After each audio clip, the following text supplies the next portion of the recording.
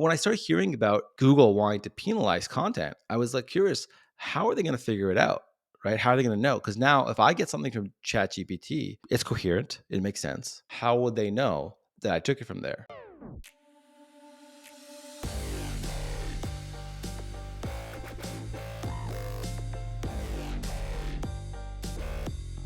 I have this idea of, just kind of copying and pasting the content that it gives you. I was looking into this. Like, I think a lot of people, if they're in the SEO world, have heard about this, that Google wants to penalize people using GPT-3. So for those who don't know, GPT-3, real quick on my screen here, I just got a few GPT-3 tools. These are like kind of AI copywriting tools. You don't like say, hey, write me this. You have to kind of give it some content and it will kind of expand on it, right? There's a lot of these tools out there.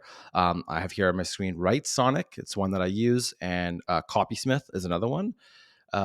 And when you go in here, there's different kinds of content you can create. You could say, write me a hook for a TikTok video, write me a short LinkedIn post, write me a blog post. I found with all of these were pretty much a waste of time because they would give you kind of like regurgitated stuff that's like kind of doesn't really make sense. It helps to kind of defeat writer's block, but you just can't copy paste that. It's not going to really make sense, right? But when I started hearing about Google wanting to penalize content, I was like curious, how are they going to figure it out?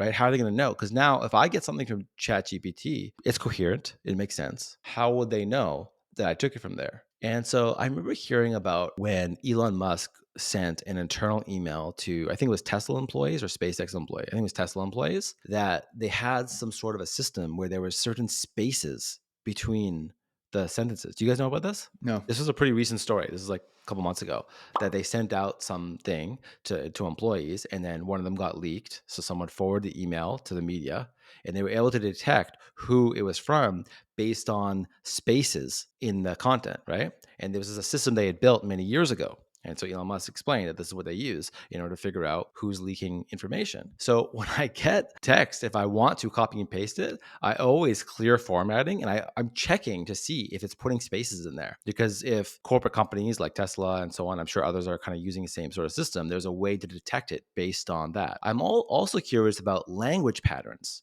and sentence structures. Maybe there's a certain sentence structure, like a grammatic sentence structure that's being used that could possibly be detected. Because if the AI is this good with OpenAI, we know Google's working on their own version of this already. Therefore, they could possibly detect grammatical sentence structures to be able to detect this. I'm curious if you guys have any additional insights on this, because Google already does have it. We've seen it. We've already seen. Do you guys remember that 2018 presentation where Google CEO was on stage? No. And they played a recording of someone calling a pizza restaurant and ordering a pizza. Oh, right. Yeah. Yeah. Let's say you want to call a restaurant, but maybe it's a small restaurant which is not easily available to book online. So take a listen. See, how may I help you? Hi, I'd like to reserve a table for Wednesday the 7th. For 7 people? It's for 4 people. Oh, no, it's not too busy. You can count for 4 people, okay? Oh, I gotcha. Thanks. Yep. Bye-bye. So Google already has it and has had it for years. The real question is, why haven't they launched it? And so now ChatGPT has beat them to the punch, even though they've already had it. I don't think it'd beat them to the punch. It's just they would cannibalize their own massive income source. Oh, right. You were saying that it would cannibalize their search traffic. I don't know what the answer is, but I would love to be a bug on the wall in those executive meetings right now. Oh my God, yes. Those boardroom meetings. Yeah. They must be sweating like crazy right now. But this is that classic innovator's dilemma, right? Where you're leading a marketplace, you're reaping huge profits, and you have to either choose to disrupt your own income stream if you want to maintain leadership, or you wait till someone else does. And that's why Blockbuster doesn't exist anymore and Netflix is, the leader. But I think this has got to play out still, and like most things, there's going to be many versions of how you can interface with the AI.